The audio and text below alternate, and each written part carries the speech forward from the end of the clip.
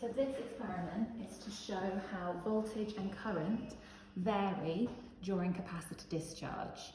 So what I've got here is a power pack, and I've put all the wires in already because I had to arrange them so you could see the screens properly and the displays on the multimeters. But I've got a power pack that is connected here to a three-way switch. And that three-way switch allows me to either have the power pack and the capacitor in a loop, which charges up the capacitor, or when I switch the switch the other way, currently it's charging the capacitor is in a loop with a resistor, and it will discharge the capacitor because the power supply will be out of the question. The voltmeter is currently across the capacitor, and the ammeter, sorry, that's the voltmeter, and the ammeter here is in the discharge circuit, so it's between the resistor box and the capacitor. So currently this switch is on the position that's charging up the capacitor. So the capacitor voltage is currently, oh that's turned itself off, that's helpful. The capacitor voltage is currently 5.94 volts. I'm going to try and get that closer to 6, although that's always a losing battle. There we go, that's not too bad. Although it's about the same far away, isn't it, just higher up. So currently the capacitor is charged. As soon as I flip the switch, I'm going to press start on the stop clock here.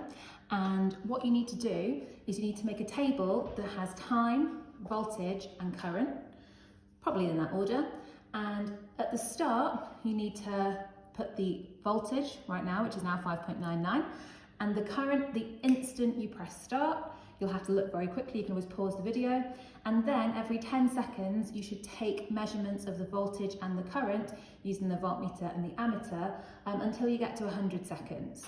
Now there's 4 different variations of capacitor and resistance we're going to use, and they're all written here. So we're going to start with 2,200 microfarads as a capacitor, that's a pretty big one, and then 22 kiloohms as your resistance. We're then going to keep the same capacitor, then move to 44 kiloohms resistance. Then we're going to swap capacitors to a smaller capacitor of 470 microfarads, that's here, and do the same 2 resistances again. So, be ready, press pause if you need to make that table. And I'm going to switch this switch at the same time as I turn on here. Oh, that voltage has already turned down a little bit. Let's just try and increase it back up to 6 again. There we go. So I'm going to press start and switch in 3, 2, 1, go.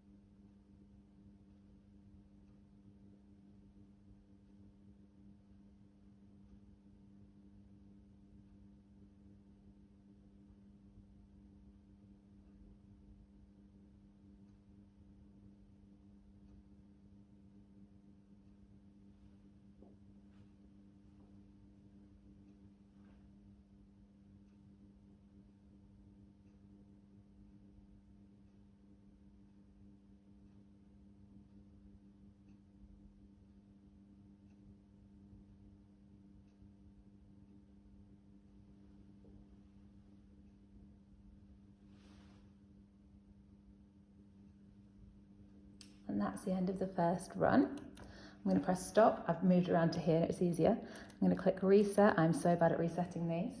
And now I'm going to keep my same capacitor, but I'm going to change this to a 47 kilo ohm resistor. I'm going to flip the switch here, the 3-way switch back, and it should go straight back up to 6 volts, or apparently 6.22. Let me just readjust to try and get that to 6 volts. There we go.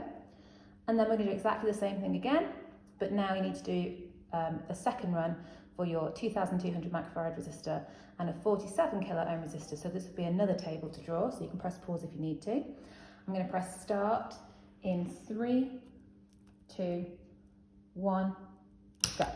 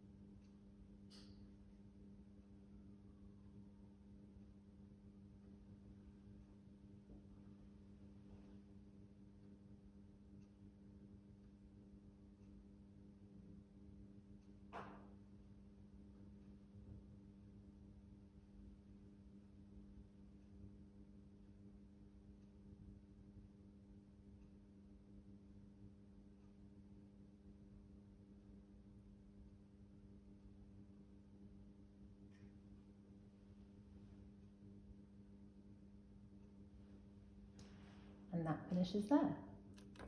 So I'll stop that. I'll reset the timer.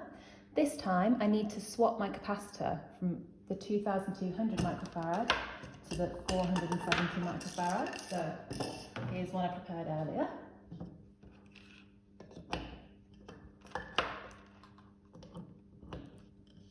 And I also need to switch my resistor back to 22 kilo ohms. So now if I flick this switch, it should charge it up. Let's try and adjust this to get to 6. That's not bad, 5.99 volts. It's really good if you can get them all to start at the same time, because I'm going to get you to plot them all in the same graph. And we'll do exactly the same thing again. So this is the third run, number 3. In 3, 2, 1, go.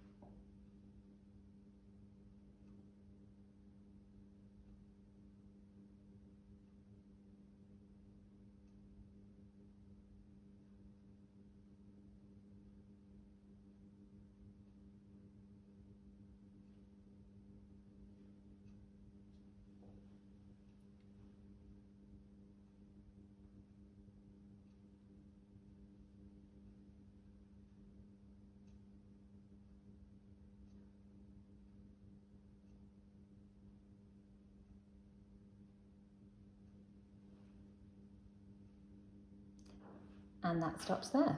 And you'll notice that this time we've actually got to 0. Let me just try and stop and reset that. Like I say, I'm really not very good at these timers. There we go.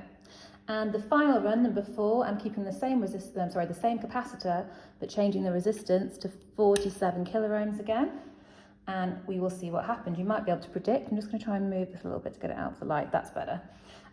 So one more time, I need to charge up my capacitor. Oh, it's gone straight to 6 volts, perfect. And we'll finish the final run in 3, 2, 1, go.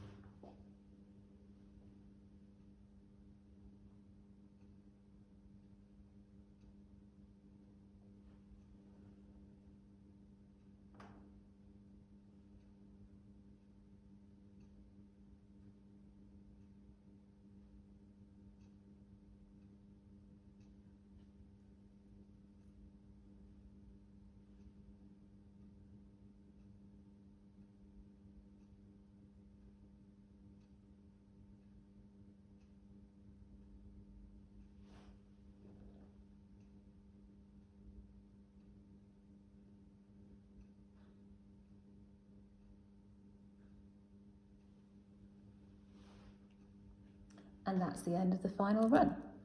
So what I'd recommend you do now is take your, let's say, voltage data to start with, plot a graph of voltage against time. So on your y-axis, you're going to have volts from 0 to 6.